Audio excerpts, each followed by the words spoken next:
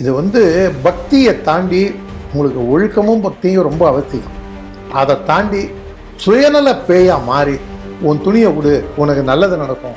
Joseph விஜயோட அப்பா சந்திரசேகர் கொடுத்தாரா, இல்லை சந்திரசேகரோட தகப்பனார் கொடுத்தாரா, இல்லை முத்துவேல் கருணாநிதி ஸ்டாலின் கொடுத்தாரா, இல்லை முத்துவேல் கருணாநிதி கொடுத்தாரா, இல்லை முத்துவேல் கொடுத்தாரா? ஆனால் அப்போ எனக்கு ஒரு விஷயம் புரியல. சட்டத்தின் முன்னு அனைவரும் சமம் அப்படிங்கிறோம். அனிதா ராதாகிருஷ்ணனுக்கு எப்படி ராத்திரி 11 மணிக்கு பெயில் கிடைக்குது? கருணாநிதிக்கு மெரினால இடம் எப்படி ராத்திரி கதவை திறந்து வச்சு கொடுக்குறாங்க? தாலி எடுக்கலாம் அப்படிங்கிறதுக்கு எப்படி ராத்திரி விடிகாலையில் கொடுக்குறாங்க? இதெல்லாம் ஒரு ஷாக்கார விஷயம் நமக்கு. இதெல்லாம் இதை நீ மதம் மாறி புத்தா போடு குர்ஆன் படி அப்படின்னு சொன்னால் அதை பற்றி விமர்சனம் இருக்காது. நீ உன் இஷ்ட பிரகாரம் வாழ்ந்துக்க அப்படின்னு சொன்னா, ஏய் தங்கி பயல, மதவெறியனே, பார்ப்பனனே, பார்ப்பன கைக்கூலியே.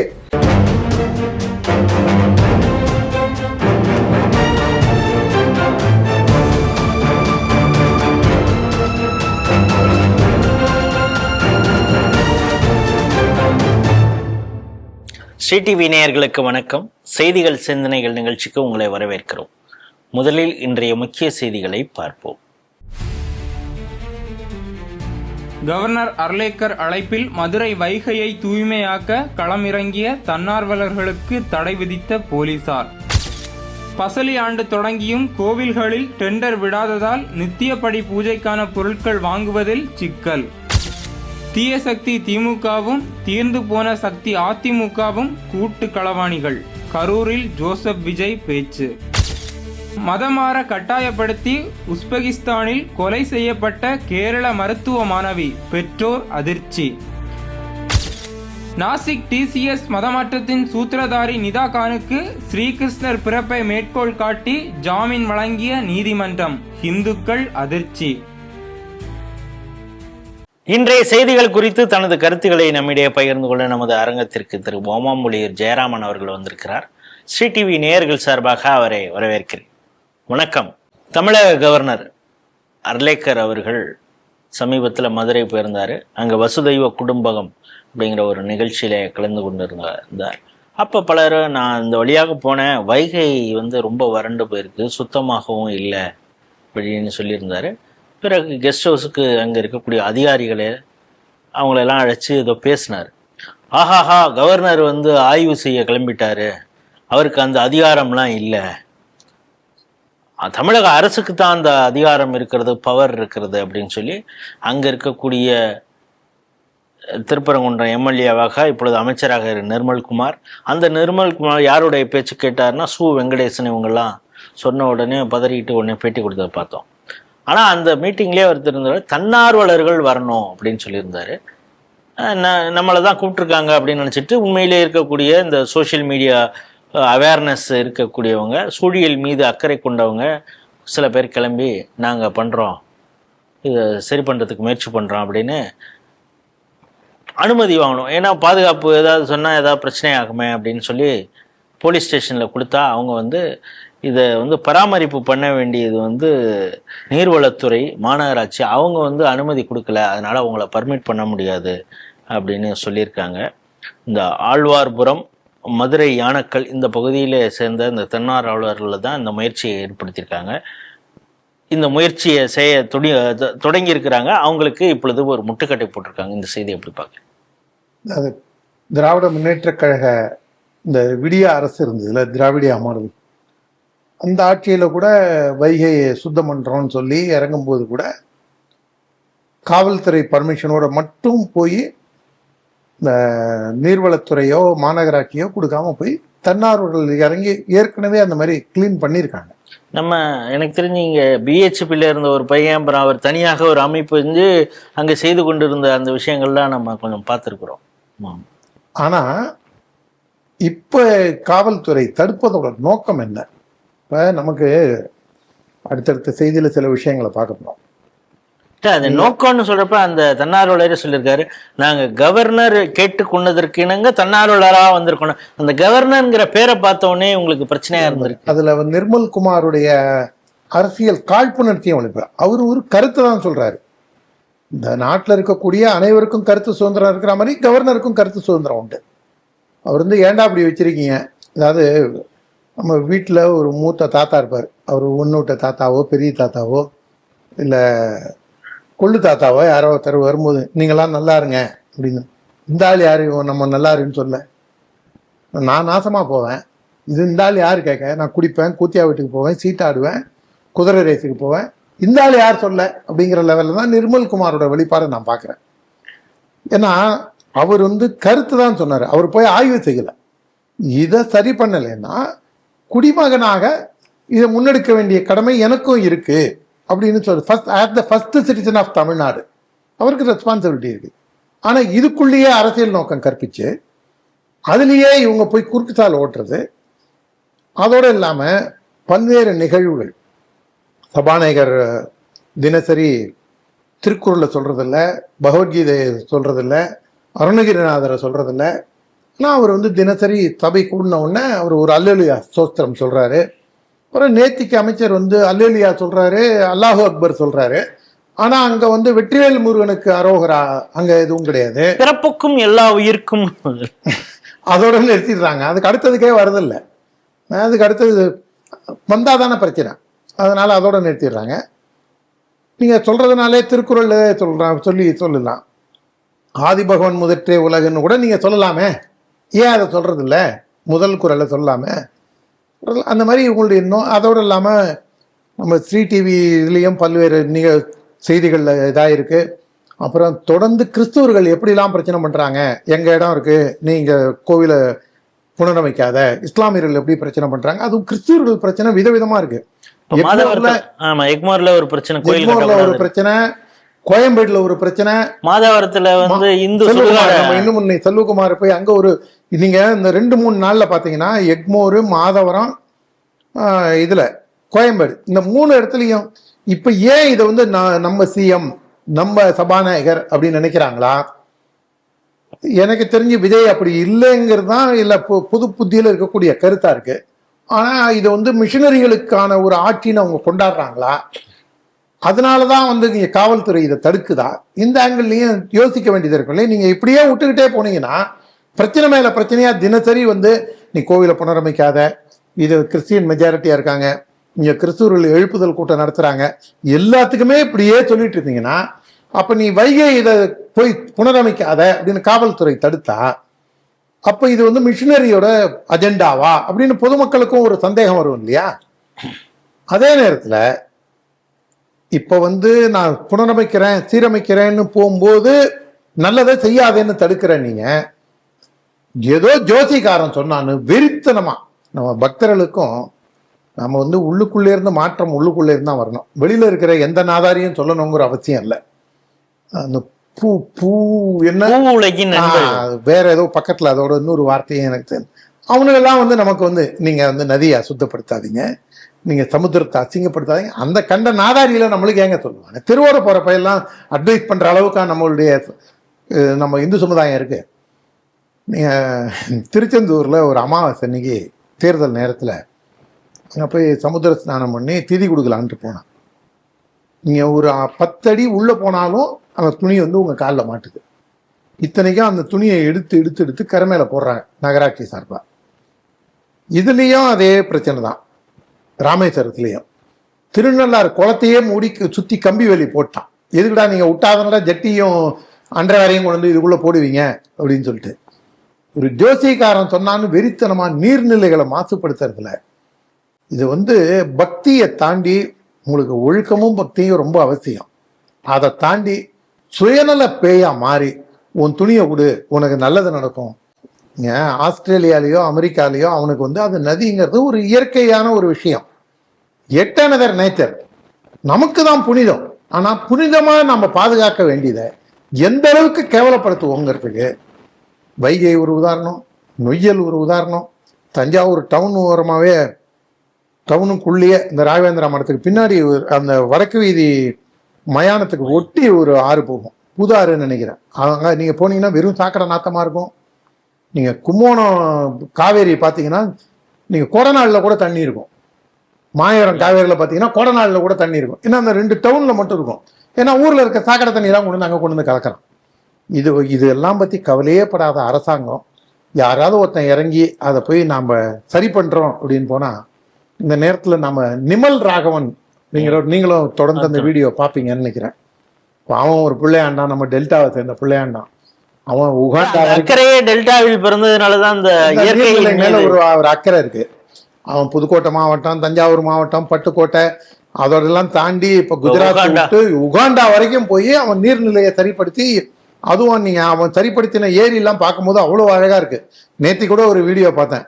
நான் சின்ன வயசுல வாய்க்கால டைவ் அடிச்ச மாதிரி ஒரு குளத்துல போய் ஏரியில போய் டைவ் அடிக்கிறான். புதுக்கோட்டை ஏரியை அவர் சரி பண்ண விஷயத்த அந்த மாதிரி நம்மளுக்கு பார்க்கும்போதே நம்ம சின்ன வயசை கழிச்சுட்டு போறான். இதுக்குன்னே தண்ணி வந்தோடனே ஊர்ல போய் 10 நாள் தங்கி வாய்க்கால குளிக்கணும்னு ஒரு வெறி வர அளவுக்கு நம்ம இயற்கையோட அழிச்சிட்டு போற அந்த நிமல் ராகவனுக்கு கூட அரசாங்க துறைகள்ல அந்த ஏரி குளங்களை நான் கண்மாயை நான் சீரமைக்கிறேங்க, அதுக்கு பர்மிஷனை மட்டும் கொடுங்க, வேற எதுவும் நான் உங்கள்கிட்ட பணம் கேட்கல, காசு கேட்கல, ஆள் பலம் கேட்கல அப்படின்னு கூட பினான்சியலா ஜோஹோ போன்ற அமைப்புகள் அவருக்கு உதவு சப்போர்ட் பண்றாங்க. ஆனா யாரு ஓகே பண்ணுமோ அதாவது அவங்க முட்டுக்கட்டையா இல்ல. அதுல வந்து பிடபிள்யூடி வந்துடுறான். உள்ள இருக்கக்கூடிய அதுக்கு ஒரு ரேட் அவங்க வச்சிருப்பாங்கல்ல, எல்லாத்துக்கும் இது எல்லாமே தொட்டதெல்லாம் பணங்கிற மாதிரி. அது நம்ம விவசாய அணியில மாநில தலைவரா கண்ணன் பிள்ளைன்னு இருந்தார், காட்டுமன்னாருடைய கண்ணன் பிள்ளை. காவேரி பத்தி புத்தகம்லாம் எழுதினவர். அவரு தான் தமிழக வரலாற்றிலேயே முதல் முறையா இந்த வண்டல் மண்ணை மக்களை விட்டு அள்ளிக்க சொல்லுவோம், இதுக்கு போய் குடிமராமத்து பண்ணி இதை வந்து பிடபிள்யூடி இதுக்கு செலவு பண்ண வேண்டாம், பொதுப்பணித்துறையோ நீராணிக்கத்துறையோ இது செய்ய வேண்டாம், இதை வந்து மக்களே தேவையானதுக்கு வந்து ஒரு டிராக்டருக்கு 20 ரூபா 30 ரூபான்னு ஒரு மினிமம் அமௌண்ட் வச்சு இது பண்ணிடலான்னு காட்டுமன்னாருடைய பெருமாள் கோவில் பெரிய கோலம், எங்கள் ஊருக்கு போகிற வழியில் இருக்கிற கோலம், அதை தான் முதல்ல ககன்தீப் சிங் பேடிட்ட மனு கொடுத்து, அவர் மனு கொடுத்த 2வது நாள் அப்ரூவ் பண்ணார். காட்டுமன்னாருடைய ராஜேஷ் தான் அதுக்கு கூட இருந்து கோஆர்டினேட் பண்ணான். ஆனால் அதையே வந்து இப்போ ஆளுங்கட்சிக்காரங்களா இருக்கட்டும், இப்போ திராவிடியா மாடலில் இருக்கிறவங்களா இருக்கட்டும், அதையே வந்து ஊழலுக்கு ஊற்றுக்கண்ணா பயன்படுத்துகிறாங்க. அதையே வந்து பொலிட்டிக்கல் இதுக்காக வந்து காட்டுமன்னாருடைய பக்கத்தில் இருக்கிற கண்டமங்கலங்கிற ஒரு ஊரில் வேற ஒரு ஆளு டிவி கையில் இருக்கிறவனையே உள்கட்சி பிரச்சனைனால போட்டு பார்க்கறதுக்கான வேலையெல்லாம் செஞ்சு அவனுங்களே என்ன பண்ணுறானுங்க, அவன் அப்பா காசு வாங்காதீங்கடான்னு, லாரிகளா காசு கழித்து வாங்காதீங்கடான்னு தடுக்க போனவனே இவன் தான் காசு வாங்கினான்னு சொல்லி டிவியில் போட்டு அவனை போட்டு லஞ்சம் வாங்கினான்னு சொல்லி அவமானப்படுத்துறாங்க. ஒரு நீர்நிலையை வச்சு எந்த அளவுக்கு அட்டுழியங்கள் செய்ய முடியுமோ அதை வந்து இந்த அரசாங்கத்திலையும் தொடர்றதுதான் ரொம்ப வருத்தமான விஷயம். நம்ம சென்ற ஒரு 4 நாள் முன்னாடி பேசும்போது கிருதுமால் நதியை பற்றி பேசும்போது நான் அதை வந்து மத்திய அவதாரம், அதை நம்மளுடைய நேயர் ஒருத்தர் வந்து கீழே கமெண்ட்ல விளக்கி சொல்லியிருந்தாரு. அதை நம்மளுடைய கிளிப் ஆஃப் த டங், அதை கூட நான் கூர்ந்து கவனிச்சு அந்த நேயருக்கு நம்முடைய நெஞ்சார்ந்த நன்றி. அந்த கிருதுமால் நதியும் ஒரு சாக்கடையா இருக்கு. இதை வந்து தமிழ்நாடு முழுக்க இருக்கக்கூடிய எல்லா ஏரிகள்லையும் 1992லயோ 93லயோ பாரதிய ஜனதா கட்சி தலைவராக டாக்டர் NS சந்திரபோஸ் இருந்தபோது தீர்மானங்கள் பலதை போட்டாங்க. சென்ட் ஜார்ஜ் கோட்டை பேரை வந்து தமிழ் முனிவர் வள்ளுவர் கோட்டைன்னு மாற்றணும்னு ஒரு தீர்மானம். இன்னொரு தீர்மானம் என்னன்னா, வீராண ஏரியை தமிழக அரசு தூர்வாரணும், இல்லைன்னா பாரதிய ஜனதா கட்சியை அதை தூர்வார வேலையை செய்வோம் அப்படின்னு. அப்பவே படித்தவர்கள் எல்லாம் தலைவரா இருந்திருக்காங்க. நீங்க அது எதனால சொல்றீங்கன்னு தெரியல. NS சந்திரபோஸ் போய் அந்த இடத்த இலக்கண ஆய்வு பண்ணும்போது நானும் அந்த இதுக்கு போயிருந்தேன், அந்த ஆய்வுக்கு. அப்போ இன்னும் ஒரு 10-15 பேர் தான் போயிருப்போம். பண்ருட்டி பக்கத்துல இருந்த அப்பர் சாமின்னு சொல்லி ரெட்டியார் அவங்களும் வந்திருந்தாங்க. அந்த மாதிரி தன்னார்வர்களா பல்வேறு ஏரிகள் குளங்கள் எல்லாத்தையும் தூர்வாரணுங்கும் போது அதுக்கு வந்து நல்லது செய்ய விடாம கெடுதல் செய்கிறவங்கள, ஏரி மண்ணை நீ கொள்ளடிக்கிறியா, ஆத்து மண்ணை திருடுறியா, குவாரி போட்டு கொள்ளம் ஆத்துக்குள்ள மண்ணு மூட்டையா அடிக்கிருக்கு. எங்க ஊர்ல எங்க அண்ணன் இப்போ போயிட்டு ஒரு போட்டோ காமிச்சான், என்னடா அது ஏன்டா மண்ணு மூட்டையா அடிக்கிருக்கேன்னா, இல்லை லாரி போறதுக்காக. இது ஆயிடும், எதுக்கு லாரி போகணும், இப்போ அதான் பக்கத்துலேயே முட்டத்துல பாலம் இருக்க, நான் ஓமாமலி இருக்க முடியும்னு இருக்கேன், எதுக்குடா இப்போ லாரி போகணும், என்னடா குவாரிக்காக வந்து எல்லாம் ரெடி பண்ணி வச்சிருக்காங்க. நல்ல வேளை இந்த திராவிட மாடல் ஆட்சி ஒழிஞ்சதுனால அது கொஞ்சம் டிலே ஆகுது.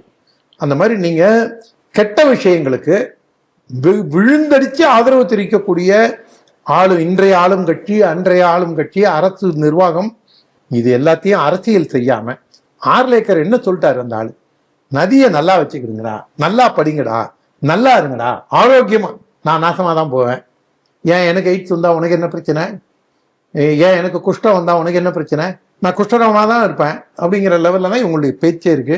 இது வந்து அடாவடித்தனமான பேச்சு. இது தமிழக மக்களை வஞ்சிக்கக்கூடிய பேச்சு. மாற்றத்தை கொடுப்பதற்காக வந்திருக்கிற ஆட்சி தான் தாவேகா அப்படின்னு சொல்றாங்க. இன்னும் நம்ம ஆட்களே கூட பார்த்தீங்களா, ரமேஷ் வந்திருக்கார், நிறைய மாற்றங்கள்லாம் நடந்துகிட்டு இருக்கு அப்படின்னா பலர் சொல்லிட்டு இருக்கிறதெல்லாம் நம்ம பார்க்குறோம். இப்போ என்னென்னா பசலி ஆண்டு அப்படின்னு, அது அந்த முகலாயர் காலத்தை அந்த சொல்லாடையிலேயே பயன்படுத்துகிறாங்க. அது ஒரு பக்கம். அது என்ன கால்குலேஷனாக ஜூலை 1 அடுத்த வருஷம் ஜூன் 30 வரைக்குமான அது. இதை குறிப்பாக இந்த கோயில் அந்த வருமானம், அதில் வரவு செலவுகளை இதை பயன்படுத்துறதுக்கு இந்த பசலி ஆண்டுங்கிறத பயன்படுத்துகிறாங்க. சரி, அதுக்கும் இதுக்கும் என்ன சம்பந்தம் அப்படின்னா, அதன் அடிப்படையில் தான் என்ன பண்ணால், இப்போது இந்த ஜூனுக்குள்ளார ஒரு டெண்டர் கால்ஃபார் பண்ணி எவ்வளோ பூ வாங்க போகிறோம், அந்த வருஷத்துக்கு என்னென்னலாம் ஆகும், பூ, மாலை, தேங்காய், பழம் இதெல்லாம் வாங்கிறதுக்கு ஒரு டெண்டர் மாதிரி கொடுப்பாங்க. அதை ஃபைனலைஸ் ஆனவுடனே ஜூலைலேருந்து ப்ரொக்யூர் பண்ண ஆரம்பிச்சிடுவாங்க சம்மந்தப்பட்ட இந்த யார் டெண்டர் எடுத்திருக்காங்களோ அவங்கள்ட்டேருந்து. இப்போ என்னென்னா சப்ஜாடா திமுக ஆட்சியில் பல ஊழல்கள் அல்லுலையா பாபு துறையில் நடந்துருச்சு அப்படிங்கிறதுனால எல்லாத்தையும் கேன்சல், ஒரே ஸ்ட்ரைக்கில் எல்லாத்தையும் முடிச்சிட்டாங்க.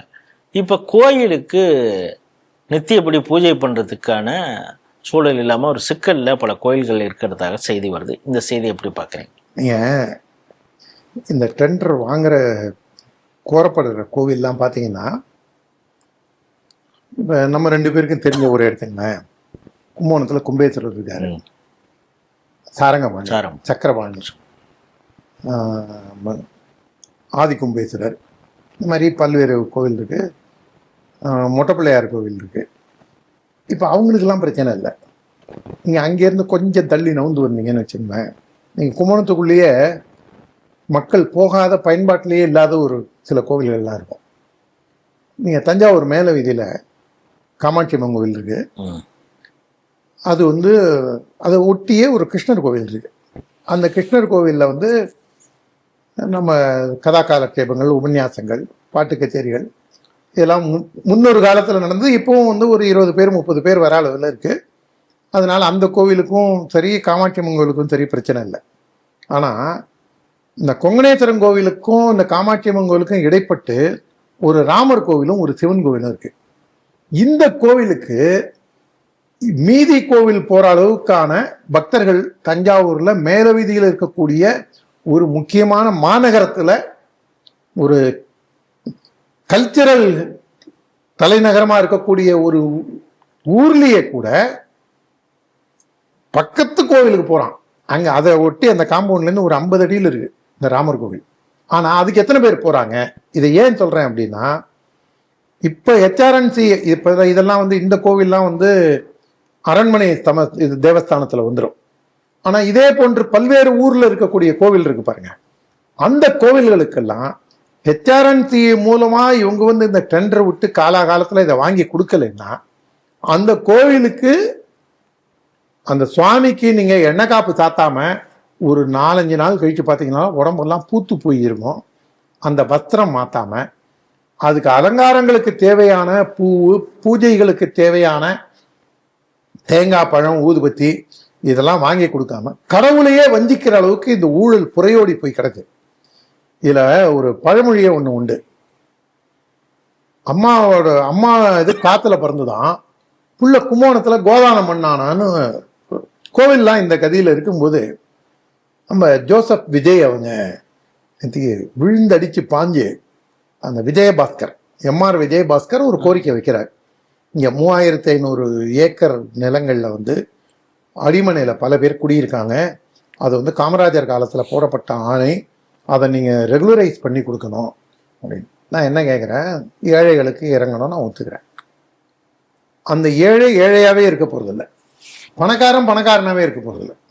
நீங்கள் ஏழையாகவே இல்லாத போது இப்போ ஒரு அடிமனையில் குடியிருக்கான்.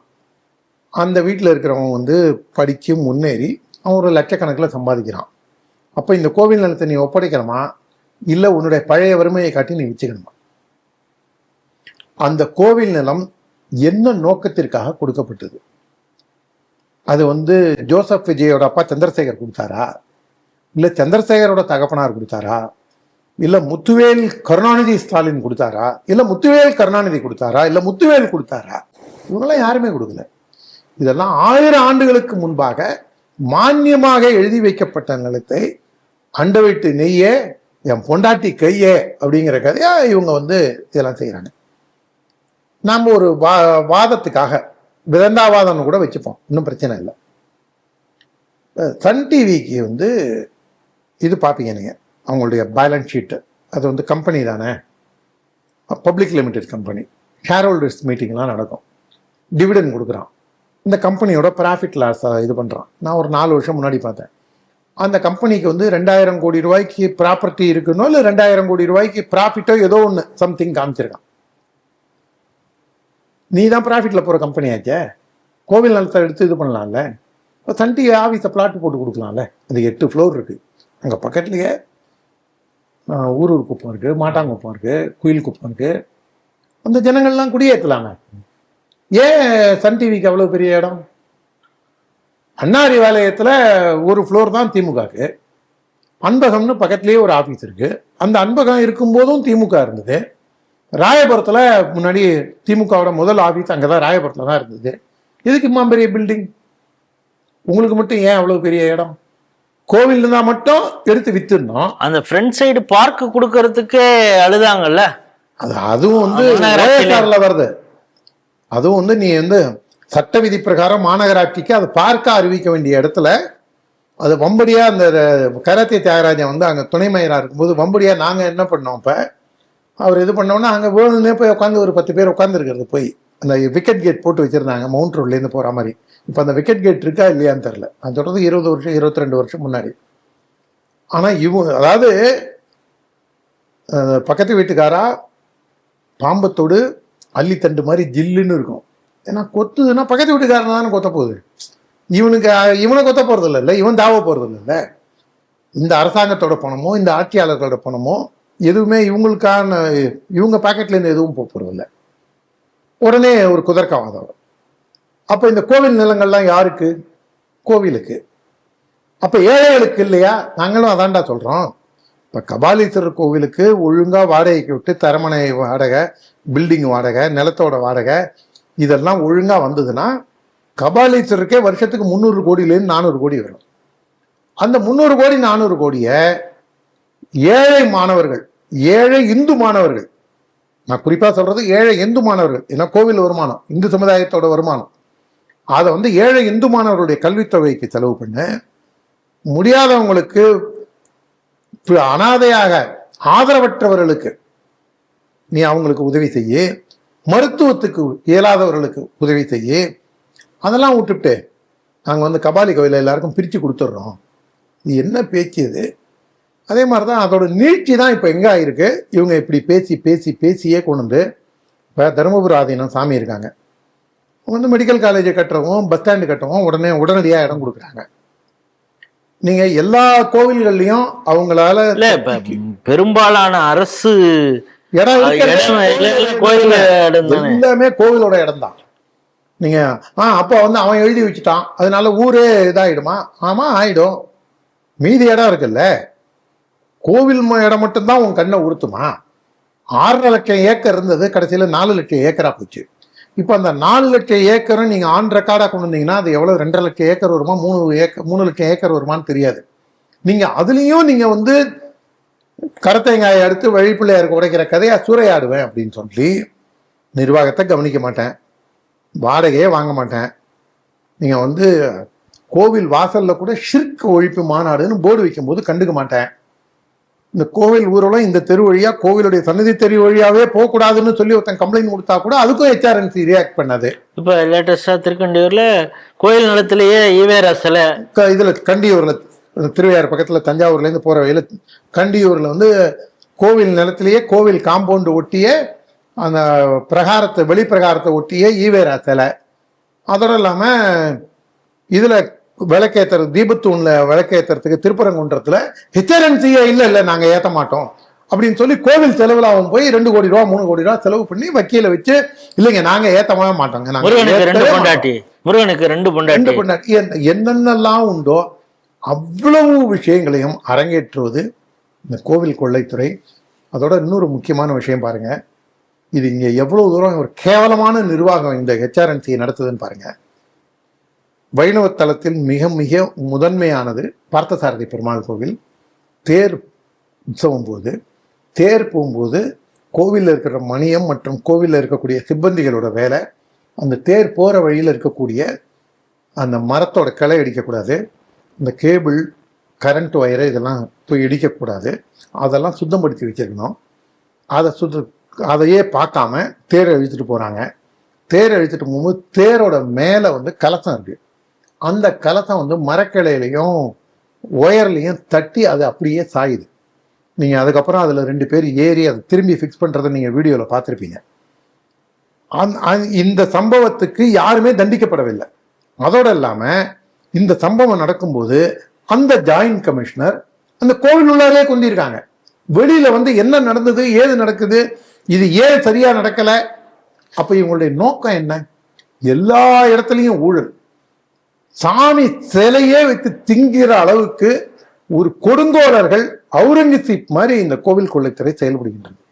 நேற்று கரூர் பயணம் மேற்கொண்ட விஜய், அவர் ஏற்கனவே கரூரில் கலந்து கொண்ட நிகழ்ச்சியில் ஒரு துயர சம்பவம் நடந்து அதில் 41 பேர் இறந்து போனாங்க.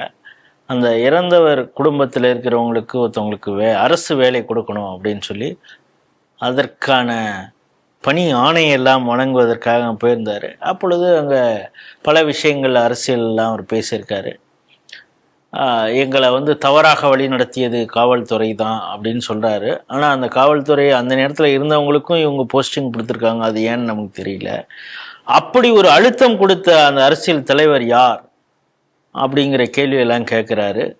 திமுகவை தீய சக்தி என்றும் அதிமுகவை தீர்ந்து போன சக்தி அப்படின்லாம் கிண்டலாக பேசியிருக்கிறாரு. ஓடுறாங்க. அதே மாதிரி சட்டசபையில் இனிமேல் சபாநாயகர்கிட்ட சொல்லி கதவை சாத்திட்டு தான் இனிமேல் பேசுகிறோம் போல இருக்குது, நான் பதில் பேச ஆரம்பித்தாலே எழுந்து ஓடிடுறாங்க அப்படின்னு பல விஷயங்களை பேசியிருக்காரு. ஸ்டாலினை குறித்து பேசியிருக்காரு, உதயநிதி ஸ்டாலின் குறித்து. சிங்கப்பூரிலே நெஞ்சை பிடித்து கொண்டு படுத்திருந்த ஏவா வேலுவை பற்றியெல்லாம் அவர் பேசியிருக்காரு. அந்த கூட்டத்திலே தான் நீங்கள் நம்ம முந்தைய செய்தியில் பார்த்த அந்த கோயில் விவகாரம், அதில் கோரிக்கையாக எம்ஆர் விஜயபாஸ்கர் சொல்லி இனிமே தொடர்ச்சியாக இவர் தான் முதல்வராக இருக்க போகிறார் அப்படின்னு எம்ஆர் விஜயபாஸ்கர்லாம் பேசியிருக்காங்க. ஒரு சிலரும் சொல்கிறாங்க முன்ன பேசினதை விட கொஞ்சம் ரொம்ப தொடர்ச்சியாக நல்லா பேச ஆரம்பிச்சிருக்கிறார் விஜய், கொஞ்சம் பார்க்காமலே பேச ஆரம்பிச்சிருக்கார் அப்படிங்கிறது மாதிரி ஒரு சிலர் கருத்து சொன்னால் கூட பரோட்டா மாதிரி கொத்து பரோட்டா அப்படின்னு அவர் அங்கே இருக்கக்கூடிய தாவேக்கா தொண்டர்களுக்கு, விஜய் ரசிகர்களுக்கு உற்சாகம் கொடுக்கக்கூடிய மாதிரியும் பேசியிருக்காரு. இதை எப்படி பார்க்குறீங்க? நான் பார்த்தேன் லைவில், அந்த நிகழ்ச்சி முழுக்க பார்த்தேன். அதில் அரசியல் ரீதியாக பல பேர் பலவிதமான கருத்துக்களை சொன்னாலும் அதில் விஜய் பேசினது ரைட்டா தப்பா அப்படிங்கிறத தாண்டி அவர் யாருக்காக பேசினார், ஓடுறா அந்த இது ஒன்று. அதுக்கப்புறம் ஃபாரின் போயிருக்காங்கல்ல அப்படின்னு சொல்லிட்டு அவர் என்ன சொல்றாரு, நான் ஸ்டாலின் சாரை சொல்லலை, அவர் மீது மரியாதை உண்டு, அவர் மீது மரியாதை உண்டு, வேற ஒரு கணக்கு இருக்கு அப்படிங்கிறாரு. அது திரைப்பட கணக்கா இல்லை நான் உதயநிதி ஸ்டாலினுக்கும் இவருக்கும் ஏதாவது ஒரு நம்பர் கணக்கா? என்ன நம்பர் கணக்குன்னு உங்களுக்கு ஏதாவது தெரியுமா? தெரியல. நேயர்கள் தெரிஞ்சா அதுல இது பண்ணா என்ன கணக்குன்னு நமக்கும் தெரியல. நம்ம சாதாரண அடிப்படையில கிராமத்தான், நம்ம ஒரு பெரிய அளவுல நம்மளுக்கு யதார்த்தமா இருக்கக்கூடியவங்க, அதனால நமக்கும் ஒன்றும் பெருசா தகவல் 8, 9, 10, 11 அப்படி சொல்றீங்க தெரியல. அதனால இந்த நம்பர் கணக்கு அதனால என்னங்கிறது தெரியல. ஆனா அதே நேரத்தில் அவர் என்ன சொல்றாரு, அவரோட எனக்கு ஒரு கணக்கு இருக்கு அப்படின்னு சொல்லிட்டு நான் ஸ்டாலின் சாரை சொல்லலை, சிங்கப்பூர்ல போய் படுத்திருக்காரு அப்படின்னு சொல்லி ஏவா வேலுவையும் போற போக்கில் ஒரு டச் பண்ணிட்டு போறாரு. எனக்கு என்னன்னா, ஏவா வேலுவையோ KN நேருவையோ கைது செய்யக்கூடிய வாய்ப்பு இருந்தும் இவங்க ஆட்சிக்கு 2 மாதம் ஆச்சு. திமுக என்ன பண்ணாங்க, 2021, 26 அந்த ஆட்சி காலத்துக்கு முன்னாடி 18லேருந்து 2020, 21 தேர்தல் வரைக்கும் நாங்கள் ஆட்சிக்கு வந்தால் இந்த அமைச்சர்கள்லாம் சிறையில் தள்ளுவோம் அப்படின்னாங்க. இவங்களுக்கு ஒரு வாய்ப்பு இருந்தது, ஏன் அதை செய்யலைன்னு தெரில. அனிதா ராதாகிருஷ்ணன், இன்ஃபேக்ட் நம்ம அனிதா ராதாகிருஷ்ணனை ஆதரிக்கணும்னு வச்சுங்க, நாம் ஒரு மதவெறியன் அப்படிங்கிற இவங்க பார்வையில் இருந்தால் நாம் ஒரு அரசியலாக பார்க்குறோம். நான் வெறும் அனிதா ராதாகிருஷ்ணன் தான், நான் ஒன்றும் ஜோசப் அனிதா ராதாகிருஷ்ணன் இல்லை அப்படின்னு அவர் சொன்னதுக்கு நம்ம அவரை ஆதரிக்கணும். ஆனால் அவருக்கு மேலே நீங்கள் கேஸ் போட்டீங்க. கேஸ் போட்டு ராத்திரி 11 மணிக்கெல்லாம் அவர் வெளில வந்துடுறாரு. அவர் மேஜிஸ்ட்ரேட் அவர் விட்டுறாரு. ஜட்ஜு நீ போய் ட்ரையலை ஃபேஸ் பண்ணுன்னு சொல்கிறாரு.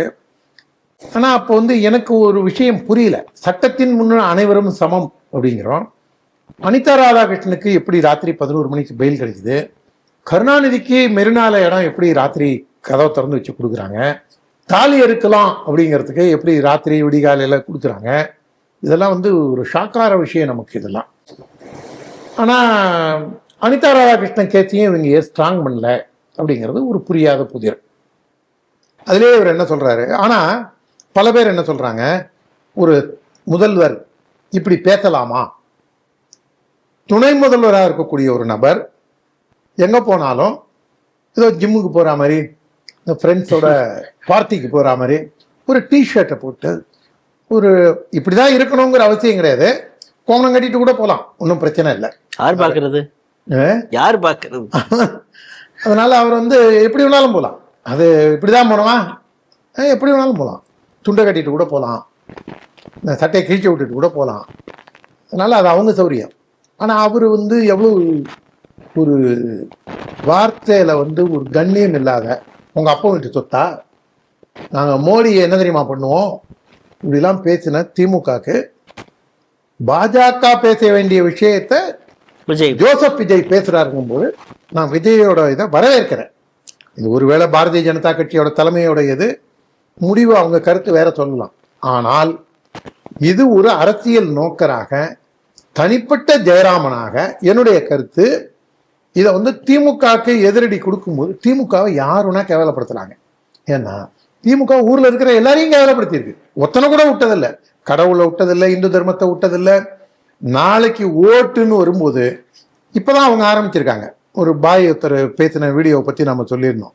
நீங்கள்லாம் இது இந்தியாவில் தடை செய்யப்பட வேண்டிய கட்சிங்க, எப்படிங்க இத்தனை நாளாக இருக்குது, இவங்கெல்லாம் கூலி வாங்கி சாப்பிட்றாங்க அப்படின்னு அந்த பெரியவர் இஸ்லாமியர்களை அவ்வளோ இழிவுபடுத்தி பேசுகிறாரு. எந்த இஸ்லாமியரும் அதை பற்றி வாயே திறக்கலை. இதெல்லாம் தான் நம்மளுக்கு ஒரு புரியாத புதிராக இருக்குது. அதனால் விஜய் தீர்ந்து போன சக்தினாரா, தீர்ந்து போன சக்தினாரா? அந்த கட்சியை காலி பண்ணுற வேலையை விஜய் தான் செஞ்சிட்ருக்காரு. அதுக்கு முன்னாடி திமுகவும் செஞ்சுது.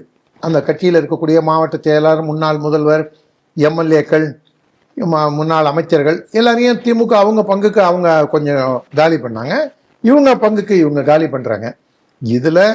இதை வேடிக்கை பார்த்து இந்த மாதிரி ஒரு தரங்கட்ட செயல்களை செய்யாத ஒரே அரசியல் கட்சினா பாரதிய ஜனதா கட்சியை மட்டும்தான் சொல்ல முடியும். எனவே பாரதிய ஜனதா கட்சிக்கு மட்டும்தான் இதை போன்ற விஷயங்களை விமர்சிக்கும் தார்மீக உரிமை உள்ளது.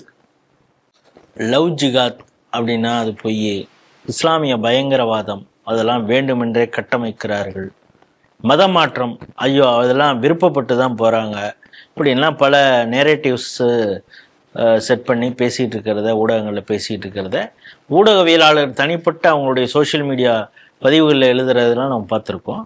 ஆனால் உண்மைங்கிறது அதுக்கு அப்படியே முழுவதுமாக மாற்றாக இருக்கிறது. என்ன அப்படின்னா, கேரளாவில் ஆலப்புழா அரிப்பாடு அப்படிங்கிற ஒரு இடம், அங்கே சாவர்யா அப்படிங்கிற ஒரு பொண்ணு, இந்த பொண்ணு உஸ்பெகிஸ்தானில் எம்பிபிஎஸ் படிச்சுட்டு இருக்கா.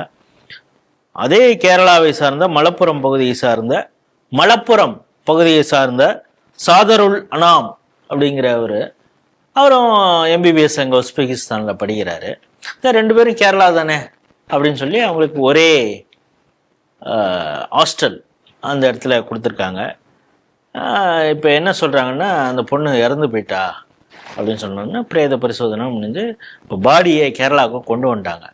பெற்றோர்கள் என்ன குற்றச்சாட்டு சொல்கிறாங்கன்னா, இந்த சாதருல் அனாம் அப்படிங்கிறவங்க மதம் மாற சொல்லி வற்புறுத்திருக்காங்க எங்கள் பொண்ணை, கேட்கலை அப்படின்னு சொன்ன உடனே அவங்க மதம் மாற மறுத்ததுனால லேப்டாப்பாலே தலையில் அடித்து அவங்கள கொண்டு இருக்கிறான் அப்படின்னு சொன்ன உடனே இப்போ அவன் கைது செய்யப்பட்டிருக்கிறான். அது போயிட்டுருக்குது. இது கேரளாவில் மிகப்பெரிய பரபரப்பை ஏற்படுத்தியிருக்கிறது. நீங்கள் எப்படி பார்க்குறீங்க? அதாவது இதை பற்றி சொன்னால் பாஞ்சி ராஜபாளையம் நாயை விட கேவலமாக நம்மளை குதறக்கூடிய அளவில் இங்கே இருக்கிற ஊடகவியலாளர் உட்பட, ஏன் அவன் தனிப்பட்ட விருப்பங்க, அவன் கல்யாணம் பண்ணிட்டு போகிறாங்க, நான் என்ன கேட்குறேன், அமீர் கான் இப்போ கல்யாணம் பண்ணியிருக்கார், அவருக்கு மூணாவது கல்யாணம். அந்த 3 பெண்களும் யாரு? இந்து. ஏன் அவருக்கு இஸ்லாமில் இருக்கக்கூடிய யார் மேலேயும் அவருக்கு காதல் இல்லையா? இதையும் நீங்கள் மத ரீதியாக தான் பார்ப்பீங்களா? பார்க்க தான் ஆகணும், பார்த்து தான் ஆகணும். ஏன் இப்போ பயாலஜிக்கலான அவருக்கு அந்த கெமிஸ்ட்ரி, இந்த சினிமாக்காரங்க வார்த்தையில் பேசணும்னா இந்துக்கள்கிட்ட மட்டும்தான் அவருக்கு ஒர்க் அவுட் ஆகுமா? இஸ்லாமியர்கள்ட்ட ஒர்க் அவுட் ஆகாத. அதே நேரத்தில் இவங்க எல்லாம் நீ யாரு, நானாக இருக்கேன், நம்ம திருமணம் செஞ்சுப்போம், அதுக்கப்புறம் அந்த பிள்ளை எப்படி நம்மளுக்கு பிறக்கக்கூடிய குழந்தை எப்படி வாழணும்னு நினைக்குதோ அது பிரகாரம் அதை வாழ்ந்துக்கிட்டோம் அப்படின்லாம் இந்த டயலாக்லாம் பேசிட்டு எவ்வளோ ஒரு அருமையாக அற்புதமாக இருக்கு. இந்த மாதிரி ஒரு இந்த லவ் ஜிஹாத்துக்கு அடித்தளம் இருறதே இந்த அரசியல்வாதிகள் தாங்கிறது என்னுடையது. ஏன்னா நீங்கள் இஸ்லாமியர்களை நீங்கள் குளோரிஃபை பண்ணுங்க, வேண்டான்னு சொல்லலை.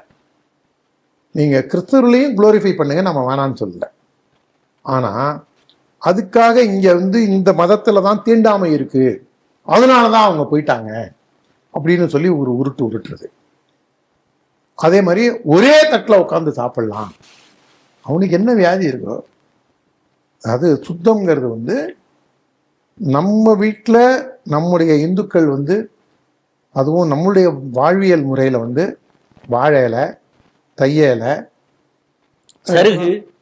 சருகு, வாழை சருகு, அதோட இல்லாமல் அந்த வாழை தண்டு இருக்கு பாருங்க, அந்த வாழை தண்டை நல்லா சீவிட்டு அதை ஈர்க்குச்சியை வச்சு கோத்து அது வழவழன்னு இருக்கும்.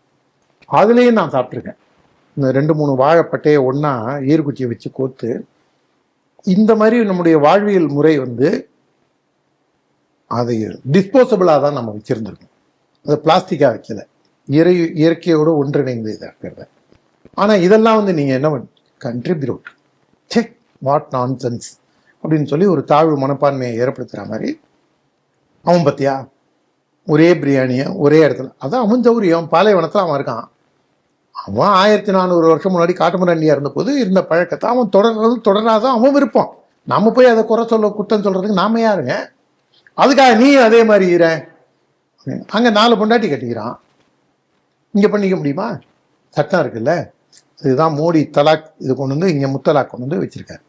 ஆனால் இவங்க இதெல்லாம் குளோரிஃபை பண்ணுறதை பார்த்து ஒருவேளை இப்படி இருக்கிறது தான் சரியோ அப்படிங்கிற மாதிரி உங்களுக்கு ஒரு தவறான எண்ணங்களை மனதில் விதைச்சு இவங்க எல்லாமே இந்த மாதிரி ஒரு தவறான வழிக்கு தூண்டுறதே இந்த சோகால்டு சோஷியல் ஆக்டிவிஸ்டும் இவங்களும் தான். நீங்கள் ஒரு 5-6 வருஷம் முன்னாடி திருவையாறில் ஒரு இஸ்லாமிய பொண்ணு இந்துவை கல்யாணம் பண்ணிச்சு, பத்திரிக்கை அடித்து அவங்க இது பண்ணாங்க. சோஷியல் மீடியாவில் இன்னும் இருக்குது, அது போய் எடுக்கணும் தான். ஜமாத் என்ன சொல்லிச்சு ஞாபகம் இருக்கா? அவள் பிராஸ்டிடியூட் அப்படிங்கிற வார்த்தையை அந்த ஜமாத்து ரைட்டிங்ல பதிவு செஞ்சிருக்கு. அவள் கேடுகட்ட விபச்சாரி. அதாவது நீ ஒரு இந்துவை கல்யாணம் பண்ண ஒரே காரணத்தினால அவங்க என்ன மாதிரி முத்திரை குத்துறாங்க பாருங்க. இதெல்லாம் குளோரிஃபை பண்ணதோட எஃபெக்ட் தான் இது. அப்பீஸ்மெண்ட் ஆஃப் முஸ்லீம்ஸ் இருக்கு பாருங்க, ஓட்டுக்காகவோ இல்லை அதை ஒரு பந்தாவாக காமிச்சிக்கிறதுக்காகவோ இந்த மாதிரி செய்யக்கூடிய செயல்களுடைய விளைவு தான் இது. நீங்கள் இதை அப்படியே கொஞ்சம் லேசாக மாற்றி திங்க் பண்ணி பாருங்கள். உஸ்பெகிஸ்தானுக்கு தமிழ்நாட்டிலேருந்து ஒரு தமிழ் பையன், தமிழ்னாலே ஒரு தமிழ் பையனும் ஒரு இஸ்லாமிய பெண்ணும் போகிறாங்க. இந்த தமிழ் பெண்ணுக்கும் அந்த இஸ்லாமிய பெண்ணுக்கும் அங்கே ஒரு நட்பின் அடிப்படையில் இருக்காங்க. இதில் அந்த காதல் இதெல்லாம் அதில் எதுவுமே வரல, நான் அந்த அடிப்படையில் சொல்கிறேன். போகிற இந்த தமிழ் பையன் அந்த இஸ்லாமிய பெண்ணை மதமாற வற்புறுத்தி லேப்டாப்பில் அடிச்சிடறான்னு வச்சுங்க, என்ன ஆயிருக்கும்? நீங்கள் நடக்காத ஒரு விஷயம், காஷ்மீரில் கோவிலில் வச்சு ரேப் பண்ணிட்டான் அப்படின்னு ஒரு அலிகேஷனை தூண்டி விட்டீங்க. அதை நரேட்டிவ் செட் பண்ணி நாடு முழுக்க எல்லாரும் பாடி தீர்த்தீங்க. நம்ம ஸ்ரீ டிவியும் ஃபேக்ட் ஃபைண்டிங் கமிட்டி போட்டு அது என்ன நடந்ததுங்கிறத பார்த்துட்டு வந்தோம். 2 பேருக்குள்ள பக்கத்து வீட்டுக்காரனுக்குள்ள பிரச்சனை வந்ததை மத ரீதியாக தீர்க்கிறது யார்? இந்த மாதிரி பாதிக்கப்பட்டவன் இஸ்லாமியன் அப்படின்னு சொல்லி முத்திரை குத்தி நியாயம் அவன் பக்கம் இருக்கு இல்லை.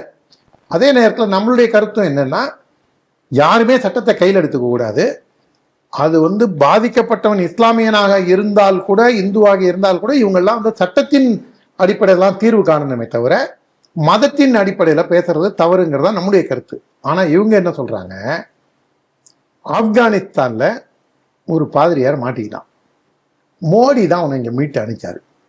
இந்த பயலெல்லாம் மோடிக்கு நன்றி சொன்னான்ல, இல்ல ஏன் மாட்டிக்கிட்டாங்கிறத யாராவது பேசினாங்களா, இல்ல அவனை பிடிச்சி வச்சுக்கிட்டது யாருன்னு இன்னி வரைக்கும் இந்த பயலுவ இவனுங்கெல்லாம் எவ்வளவு வாழைப்பழத்தை வாயில வச்சிருந்தான்னு தெரியல. அலெக்ஸ் பிரேம்குமார் சிவகங்கை பாதிரியார். அதனால நீங்க வந்து எல்லாத்தையுமே மத ரீதியா அணுகிறீங்க. ஒரு இஸ்லாமியனை திருமணம் செய்யறவ பெங்களூர்ல ஃப்ரிட்ஜுக்குள்ள இருந்தா, உயிரோடையா கண்டந்துண்டமா வெட்டி பிளாஸ்டிக் பேக்ல வச்சு ஃப்ரிட்ஜுக்குள்ள வச்சிருந்தான். இந்த மாதிரி சம்பவங்கள்லாம் இது வந்து எந்த இந்துவும் இதை செய்ய போறது இல்லை, மனிதாபிமானமற்ற செயல். ஒருவேளை அந்த மாதிரி எவனாவது செஞ்சிருந்தான்னு வச்சுங்க, இவனுங்கெல்லாம் என்ன ஆட்டம் ஆடி இருந்திருப்பானே யோசிச்சு பாருங்க. இதே வந்து தமிழ் ஊடகங்கள் ஏன் இதை பத்தி இன்னும் பேச மறுக்குது? உஸ்பெகிஸ்தான்கிற நாட்டுக்கு போன இந்து பெண்ணுக்கு ஏன் இப்படி ஒரு நிலைமை? ISIS தீவிரவாத அமைப்புக்கு அழைச்சிட்டு போனது யாரு? இந்து பெண்களை லவ் பண்ணி கல்யாணம் பண்ணி அவளை மதமாற சொல்லி ISIS தீவிரவாத முகாம்ல கொண்டு போய் விட்டது யாரு? ஃபாரின்ல கொண்டு போய் ட்ரைனிங்க்கு விட்டது யாரு? அதை கேரளா ஸ்டோரியில சொன்னாதான் அதுக்கும் அது அப்படி நடக்கவே இல்லைங்க. ஒருவேளை இவனுக்கு வீட்டுல எல்லாம் இது நடந்தாதான் அடங்குவானுங்கன்னு நினைக்கிறேன். இப்ப திராவிட முன்னேற்ற கழகம் ஒரு சின்ன ஒரு இது, அதுக்கே 2 விஷயம் நடந்தது. விடுதலை சிறுத்தையில இருந்து அந்த பையன், அவன் பேர் என்ன, ஆளூர் ஷானவாஸ், பேரே மாத்தி மாத்தி தான். உடனே வந்து திருமாவளவனை வந்து நீ ஒரு நவீன சங்கி அப்படின்னு இந்த பாய்மார்கள்லாம் சேர்ந்து அவனை சோசியல் மீடியாவில் இது பண்ணாங்க. அனிதா ராதாகிருஷ்ணன் அதே மாதிரி. இப்போ திமுகவில் வந்து இந்த IUML வெளில போனதுக்கு இஸ்லாமிய இயக்கங்கள்லாம், அதே மாதிரி இந்த இவன் இருக்கானே ஜெயிலுக்கு போகாமல் இருக்கானே ஒரு பையன், பாபநாசம் MLA-வா இருந்தானே ஜவாஹிருல்லா, நீங்கள் அவன்லாம் வந்து இந்த நாங்கள் எங்கள் சொந்த சின்னத்தில் நினைக்காம போயிட்டோம், அதாவது நானும் மந்திரி ஆக முடியலங்கிற ஒரு வருத்தத்தில் தெரிவித்த உடனே இதே இந்த திராவிட மாடல் கும்பல் எப்படி அவனை வசை மாறி பொழிந்தாங்கிறத பார்த்துருப்போம். அதனால காலாகாலத்துக்கும் உங்களுடைய திராவிட முன்னேற்ற கழகமோ திராவிட மாடலோ இந்த மதச்சார்பின்மை பேசுறவங்க இருப்பாங்கன்னு நினைக்காதீங்க. No Hindu can be communal. ஒரு மத அடிப்படைவாதத்தை எந்த இந்துவும் கைகொள்ள மாட்டான். ஏனென்றால் புல் பூண்டுக்கு கூட தீங்கு நினைக்காத வள்ளலார் வழியில் வந்துள்ள எந்த இந்துவும் அடுத்தவனை வந்து மதமாற்றுவதோ அடுத்தவனை நோகடிப்பதோ செய்ய மாட்டான். ஆனா அந்த இந்துவை நீங்க கேவலமா பேசி நீங்க சாகடிச்சவனை குளோரிஃபை பண்ணி செத்து போனவங்களை கேவலப்படுத்துறத தயவு செஞ்சு நிறுத்துங்க. கடைசி செய்தி, இதுவும் மிக முக்கியமான ஒரு செய்தி. இந்த கோர்ட்டு எவ்வளவு விசித்திரமான பல வழக்குகளை சந்தித்து இருக்கிறது அப்படின்னு ஒரு டயலாக் சொல்லுவாங்க. எவ்வளவு விசித்திரமான உத்தரவுகளை எல்லாம் பிறப்பிக்கிறதுங்கிறதையும் நம்ம பார்க்க வேண்டியதாக இருக்குது. என்னென்னா, நாசிக்கில் ரொம்ப பரபரப்பாக பேசப்பட்ட செய்தி நமக்கு தெரியும். அங்கே இருக்கக்கூடிய TCSல எப்படி மதமாற்றம் நடக்கிறது, செக்ஷுவல் அப்யூஸ் நடந்தது, அதை ஒரு சில HRL இருந்தவங்க உட்காந்துட்டு எப்படி இந்த வேலையெல்லாம் செஞ்சாங்க, இதனால் பாதிக்கப்பட்ட பெண்கள் எப்படி, அதை வந்து ஒரு எஸ்பினோஜ் மாதிரி உள்ளே போய் அங்கே மகாராஷ்டிரா காவல்துறை கண்டுபிடிச்சது, இதை பற்றியெல்லாம் பார்த்தோம். அதில் வந்து சூத்திரதாரியாக அந்த HRல இருந்து பண்ணது நிதா கான் அப்படிங்கிறவங்க. அவங்கள பல மாதங்கள் அவங்கள தேடி அரெஸ்ட் பண்ணி வச்சுருக்காங்க. இப்பொழுது அது சம்மந்தமாக அவங்களுக்கு ஜாமீன் குறித்த ஒரு கேஸ் வருது. அந்த கேஸில் நீதிபதி என்ன சொல்கிறாருன்னா,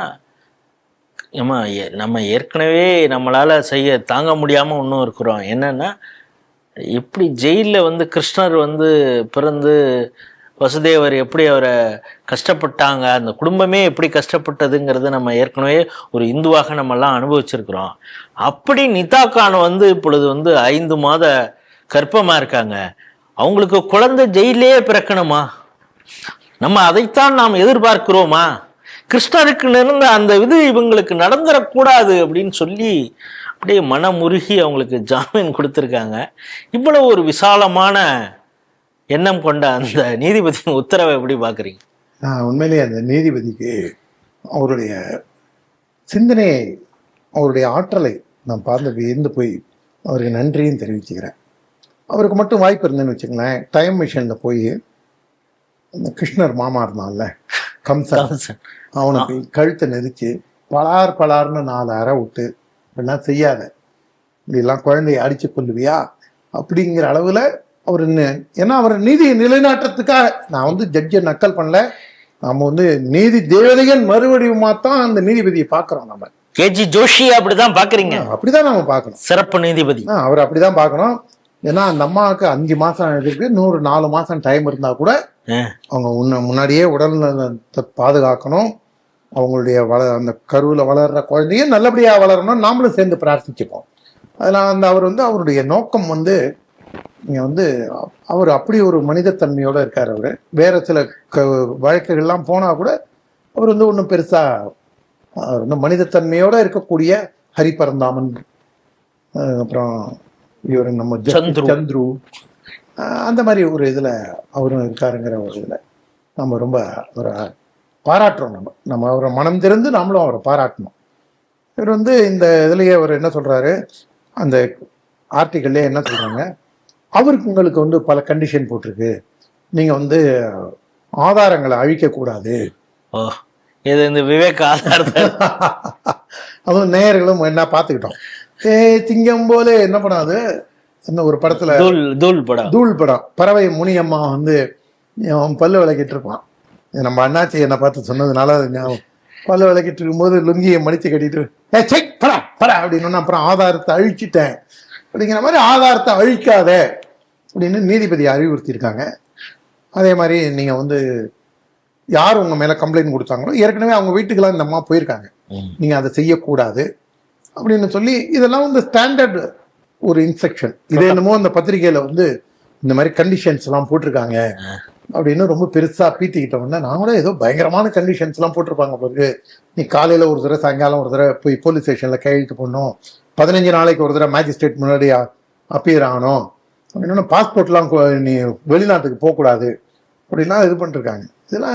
இதெல்லாம் பார்த்த உடனே தான் நமக்கே வந்து சரி பரவாயில்ல, எல்லாம் ஒரு காமெடியாகவே இருக்குது அப்படின்னு. அதில் இன்னொருத்தனுக்கும் பெயில் கொடுத்துருக்காங்க. அதில் குற்றம் சாட்டப்பட்ட ஒருத்தனுக்கு மட்டும் ஏன்டா பெயில் கொடுக்கலன்னா, அவன் வந்து ஒரு ஹிந்துவை கன்வெர்ட் பண்ணி நான் உன்னை கல்யாணம் பண்ணிக்கிறேன்னு சொல்லி அவளுக்கு வாக்குறுதி கொடுத்து, அவளுக்கு அந்த அவங்களுடைய வந்து ஒரு ஃபிசிக்கல் ரிலேஷன்ஷிப் வச்சு அவங்கள கருவுரை வச்சு, அதுக்கப்புறம் அவளை ஏமாற்றி அவளை மதமாற சொல்லி வற்புறுத்துறான். போன செய்தியிலையும் இதே மாதிரி பிரச்சனை தான். ஆனால் இதெல்லாம் வந்து தமிழ் மீடியா பேசவே பேசாது. நீங்கள் நாம் எதுக்கு தேர் அழித்து தெருவில் விடணும்னு நினச்சி, நான் அதனால் கம்பெனி பேரை மட்டும் விட்டுட்டு, இப்போ தென்காசியில் ஒருத்தர் கம்பெனி வச்சுருக்காரு, ஐடி கம்பெனி. அந்த கம்பெனியில் இருக்கக்கூடிய எல்லா சனாதனி இந்துக்கள்லாமே அவர் ரெக்ரூட் பண்ணுறாருன்னு வச்சுப்போம். சங்கத்தில் பயிற்சி பெற்றுவான், இல்லை சனாதன இந்த தர்மத்தை ஏற்றுக்கொண்ட எல்லா சமுதாயத்திலையும் இருக்கக்கூடிய, எந்த சமுதாயத்தில் இருக்கக்கூடியவங்க அங்கே வந்து வரக்கூடிய நிறைய இஸ்லாமிய பெண்களுக்கு, ஒரு 100க்கும் மேற்பட்ட பெண்களுக்கு வேலை கொடுத்து, அங்கே வேலை செய்கிறவங்க வந்து இந்த பாரு, இந்த தர்மம் தான் பழமையான தர்மம், இது வந்து மதம் கிடையாது, வாழ்வியல் முறை, இது தர்மம் தான், இதில் வந்து உனக்கு பாவ புண்ணியம் எல்லாம் இங்கே தான் இருக்குது, நீ ட்ரெஸ் சுதந்திரமாக போட்டுக்கலாம், நீ நினைச்சபடி நீ வந்து நல்லபடியாக இதாக வாழலாம், யாருக்கும் அடிமையாக இருக்க வேண்டியதில்லை, உனக்கு வந்து இன்னும் போட்டியாக இன்னொருத்தி இந்த வீட்டுக்குள்ளே வந்துருவாளேன்னு நீ நினைக்க வேண்டாம், உன்னை வந்து புள்ள வைக்கிற மிஷினாக நினைக்க மாட்டோம் அப்படின்னு அவன் சொல்கிறது பாசிட்டிவாக. இதை ஒன்று நெகட்டிவாக யாரும் தப்பாக எடுத்துக்கூடாது. அப்படிலாம் சொல்லி அவங்க வந்து வாமா, நீ வந்து உன்னுடைய தாய் மதமே திரும்பு அப்படின்னு சொல்லி இப்படிலாம் நடந்ததுன்னா என்ன பண்ணுவானு உனக்கு தமிழ்நாட்டில்? இதற்காகத்தான் அந்த கம்பெனியே ஆரம்பிக்கப்பட்டது.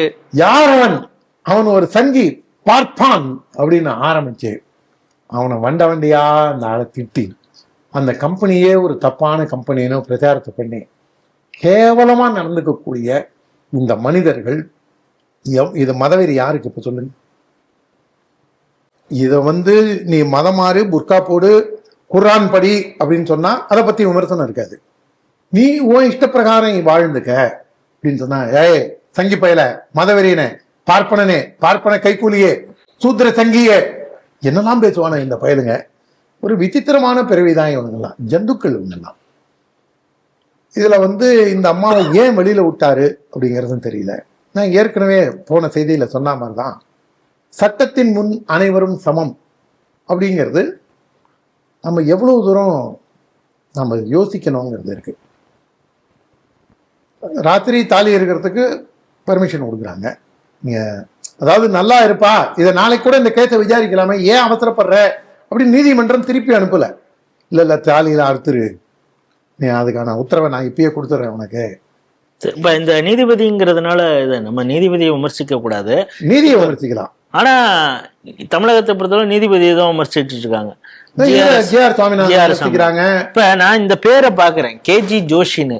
இவரையும் அப்படி இஸ்லாமியர்கள் அது வந்து நம்ம இங்க எப்படி அந்த மீடியால இருக்கிறவங்களும் பார்ப்பாங்க, நம்ம வெள்ளிக்கிழமை வெறியர்களும் நம்ம இதுல பாக்குறவங்கனால இந்த ஜோஷிங்கிறதே இது பார்ப்பனர்களின் ஒரு உட்பிரிவு. அதனால நீங்க பாப்பார பையலன்னு அவர் எப்ப திட்ட போறீங்கன்னு தெரியல. நம்ம அதையும் நம்ம பார்க்கணும். தாலியா இருக்கலாம், கலைஞர் சமாதி அதை வந்து ஒரு நாள் தள்ளி இது பண்ணான்னா அதெல்லாம் கிடையாது. இப்பவே அனிதா ராதாகிருஷ்ணன் ஒரு ராத்திரி ஜெயிலில் இருந்தா இந்த பில்டிங் இடிஞ்சு விழுந்துரும். ப. சிதம்பரத்துக்கு ஒரு 42 முறை பெயில் கொடுத்துருக்காங்க. அதனால ஃப்ளைட்ல வந்து யாரை வேணா எப்படி வேணா நீங்க கேரோ பண்ணிக்கலாம். அதுக்கு வந்து நாம ஹாஸ்பிட்டலில் போய் படுத்துட்டு காலையில கோர்ட்டு திறந்தோன்னா முதல் வேலையா அவங்களுக்கு ஜாமீன் கொடுத்துருவோம். மோடியை ஏற்றினானா அவன் மேல நடவடிக்கையே இருக்காது. இது பாரத மாதா கேவலமா பேசுறானா அதை பத்தி கவலையே கிடையாது. இந்த நாட்டை ரொம்ப அறிவுறுப்பா பேசுறானா அதெல்லாம் பத்தி பிரச்சனையே கிடையாது. அது அவங்களுடைய கருத்து சுதந்திரங்க அப்படின்னு சொல்லிட்டு கடந்து போகக்கூடிய ஊர்ல இப்படி ஒரு பொறுப்போட நீதி கொடுத்திருக்கிற நீதிபதிக்கு நம்ம நன்றி தெரிவிச்சுக்கிறோம். இது வந்து இந்து சமுதாயம் விழிப்போட இருக்கணுங்கிறது தான் இந்த இன்சிடென்ட் காமிக்குது. இந்த டிசிஎஸ் பிரச்சனை மாதிரி இன்னும் எந்தெந்த ஊர்ல இது இப்ப புதுசா தெரியல. இப்ப இவங்க வந்து கர்ப்பம் தெரிவிக்க வராங்க, அதனால அவர் கிருஷ்ணர் அந்த அனாலஜியை சொல்றாரு. இங்க ஒருத்தவருக்கு இன்னும் பக்ரீத்தே முடியல. எவ்வளவு வருஷம் ஆச்சு, அவர் இன்னும் கைதே செய்யப்படல. இன்னும் அவருக்கு ரம்ஜான்ங்கிறதுனால அவருக்கு ஒரு மாசம் நீட்டிப்பு கொடுக்குறோம் நாங்க. அநேகமா அவர் வந்து பல 72 கன்னிகைகள் போய் சுவனத்துல போய் 72 கன்னிகைகளோட இருக்கும்போது தான் அதுதான் அவருக்கு வந்து ஒரு மறுமையில அதுதான் அவருக்கு ஜெயில் தண்டனைன்னு இவங்க முடிவு பண்ணிட்டாங்களா என்னன்னு தெரியல. இதுல இன்னொரு விஷயம், சித்தூர்ல இந்த போலீஸ்கார் ஒருத்தரை வந்து குக்கரால் அடிச்சாங்கல்ல, இப்ப அந்த அம்மா எந்த கண்டிஷன்ல இருக்கு அப்படிங்கிறதையும் நம்ம யோசிக்கணும். ஒருவேளை அதுக்கும் பிரெக்னன்சி இதுல நாங்க ஜாமீன் கொடுத்துறோன்றாங்களா? ராஜீவ்காந்தியை கொன்ன இந்த நளினி, அதான் அவங்க குழந்தைங்களாம் யூகேல படிக்கிறாங்க, அதுவும் 3-4 வயசு வரைக்கும் இருந்தது. எனக்கு என்னன்னா நளினியோ முருகனோ இல்லைன்னா MK ஸ்டாலினோ உதயநிதி ஸ்டாலினோ ஜோஷி மாதிரி ஒரு நீதிபதி இங்க இல்லையே அப்படின்னு வருத்தப்பட்டிருப்பாங்க தான் என்னுடைய கருத்து.